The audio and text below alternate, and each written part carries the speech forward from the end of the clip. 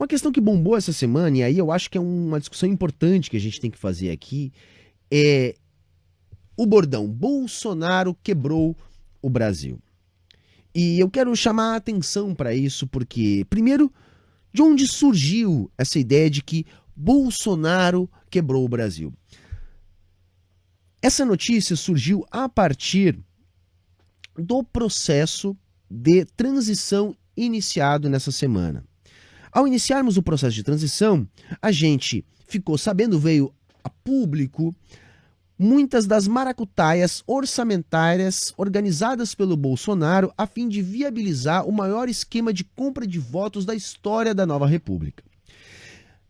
O que aconteceu? Foram desviados de programas que estavam pré-estabelecidos no orçamento coisa de 400 bilhões de reais. É muito dinheiro de fato. E logo isso foi utilizado por toda a midiosfera de esquerda como um rombo de 400 bilhões deixados por Bolsonaro, e tal rombo seria o Brasil quebrado de Bolsonaro. Isso tem um apelo muito bacana, sobretudo na classe média, porque faz coro com o discurso da austeridade sustentado pela mídia de massa.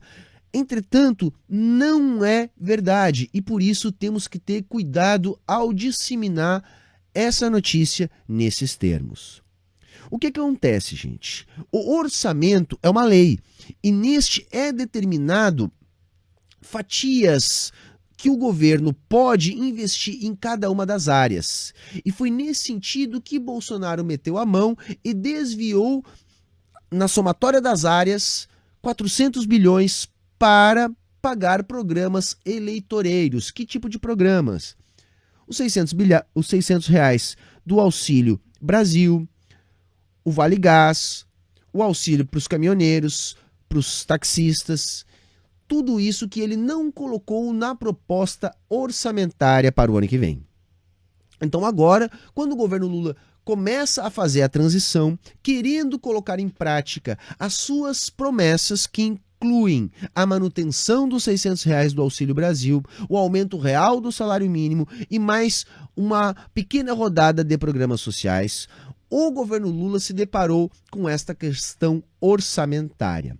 Vejam, o rombo de 400 bilhões não são nos cofres públicos. Não quer dizer que o governo não vai poder pagar estes 400 bilhões. Não, significa que o orçamento precisa ser costurado, ou seja, a lei que destina as verbas para as áreas que o governo precisa manter no ano que vem é que precisa ser alterada.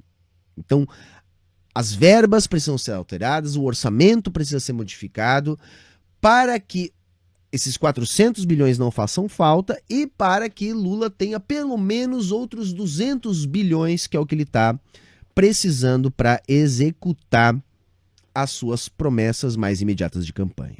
A gente tem que entender o seguinte, um país que emite a própria moeda, gente, tá? Um país que emite a própria moeda, ele não precisa arrecadar para gastar.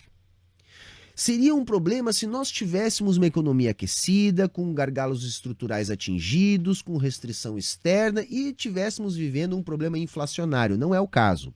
Como não há essa realidade, o Brasil tem bastante espaço fiscal. O que é necessário é que se mexa na lei orçamentária, de preferência com o fim da lei do teto de gastos, que é a nossa principal amarra fiscal, para que o Lula possa ter acesso a, no mínimo, esses 200 bilhões.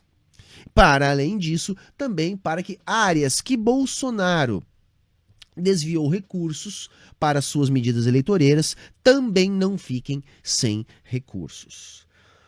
Então, não é verdade que Bolsonaro quebrou o Brasil. Teria quebrado se continuasse no governo, gente. Teria quebrado se ele tivesse gastado as nossas reservas em dólar.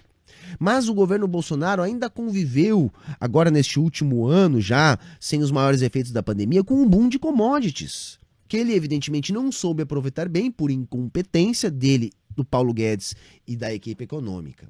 Mas o fato é que, apesar deles terem saqueado as nossas reservas internacionais deixadas pelo PT, eles não conseguiram acabar com essas reservas. Então o Brasil não está quebrado. Um país monetariamente soberano, um país que emite a própria moeda, só quebra quando não tem moeda estrangeira, divisas internacionais, dólares. E o Brasil tem dólar. Então o Brasil não está quebrado. O Brasil não tem um problema de inflação de demanda. O Brasil tem um bom espaço fiscal. O que o Brasil precisa é melhores regras fiscais para aproveitar melhor este espaço fiscal para sair da crise, para voltar a crescer, para gerar desenvolvimento, distribuição da riqueza, para que o Lula possa cumprir a promessa da picanha, do churrasquinho, da cervejinha. Tem que ter espaço fiscal, tem que ter como o governo gastar. No momento, gente, nós não podemos demonizar o déficit público deixado por Bolsonaro, porque o que o Brasil precisa agora é de mais déficit público para reaquecer o mercado interno, a demanda e a economia voltar a crescer. O que não pode acontecer é o que estava acontecendo no governo Bolsonaro. Um dinheiro mal gasto. O déficit público não pode ser mal utilizado, como vinha sendo o governo Bolsonaro. Ele precisa ser bem utilizado.